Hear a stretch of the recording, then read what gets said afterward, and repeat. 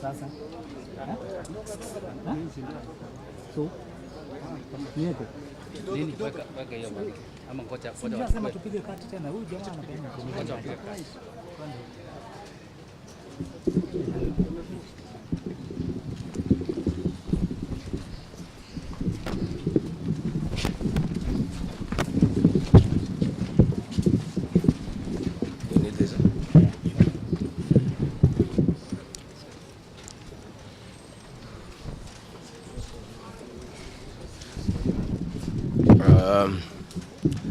Good people, are you ready?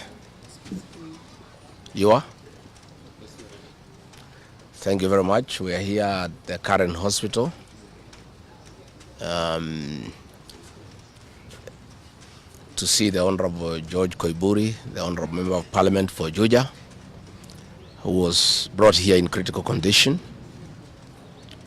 Last Friday, the Honorable George Koimburi had a function in his constituency in a place called Kachororo, and he had a serious engagement with his constituents. In fact, I had the opportunity to address those people through the phone.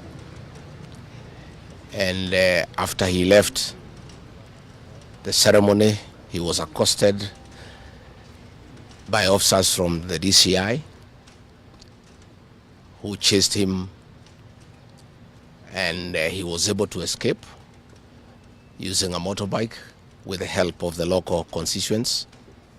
His vehicle was impounded and his driver was arrested. That vehicle is still in the hands of the DCI.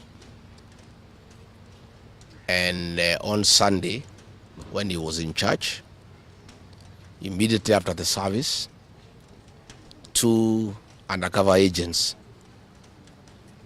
of a killer squad that has been put in place to deal with elected leaders who are not supportive of William Ruto abducted him in full glare of the church members, and in the process almost harmed his wife. It is not known where he was taken to, but after a serious search early this morning, he was found in a coffee plantation in Kipichoi, that is in the Githunguri constituency, badly beaten and in very serious condition. He was taken to a hospital for first aid and later brought here where he was admitted. And I've just seen him and I've talked to the doctors, and they have confirmed that the Honorable George Koimburi was tortured by professionals. He has serious soft tissue injuries. This is torture normally done by professionals. He has lost his voice, and the doctors are working round the clock to restore his vocal cords. And the Honorable Koimburi has been able to communicate through writing because he is not able to speak. That some chemical was administered through inhalation, and the doctors have told us that preliminary investigations confirm that that chemical has interfered with his vocal cords. The doctors have assured us they are doing everything within their power to make sure that he is out of danger.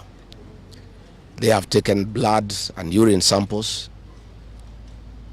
to private laboratories, different ones, so that they can establish what could have happened in matters poisoning.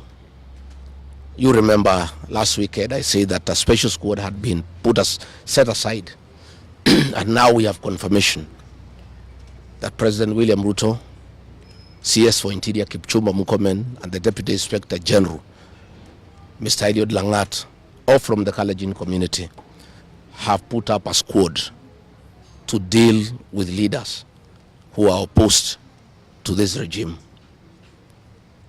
The Honorable Kipchumba Murkomen has sent a message to us through common friends that his appointment to the Ministry of Interior is to make sure that William Ruto is re-elected as president and to deal with anybody who can stop that objective.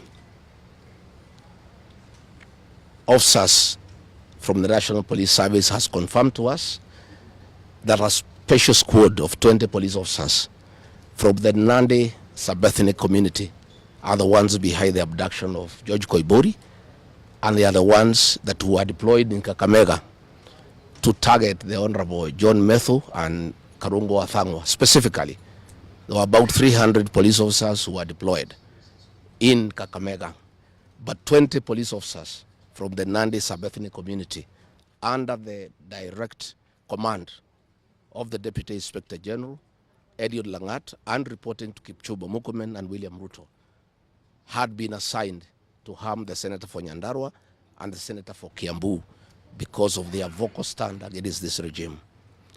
Let me say that I want to appeal to the international community to rescue this country. William Ruto has become a very vengeful dictator,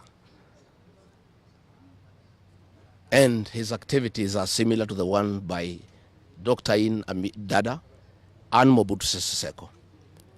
And the level of impunity in this country, if the international community does not come through for the people of Kenya, we are going to have not just killings, but maiming of elected leaders. What has happened to the Honorable Koimburi is a very deliberate attempt by William Ruto, Kipchumba Murkomen, and Langat to scare leaders who speak out. It is meant to scare them. It is meant to sell them fear so that they can stop agitating for the liberation of this great republic. And I want to say that William Ruto must know it is these leaders, it is not these leaders who are against his rule. It is the people of Kenya. These leaders are simply articulating what the people of Kenya are saying.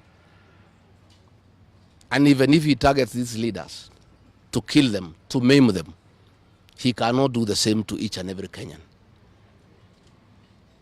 And I want to tell him to stop spreading the narrative that the rebellion against him is coming from the people of Mount Kenya region. This rebellion is across the country, from Western Kenya, Coast Province, Northeastern, Nyanza, including his native North Rift and South Rift. Members of the Kalenjin community are also up in arms because of the misuse of public resources, mismanagement of the economy, and the fact that there is no work going on in this country.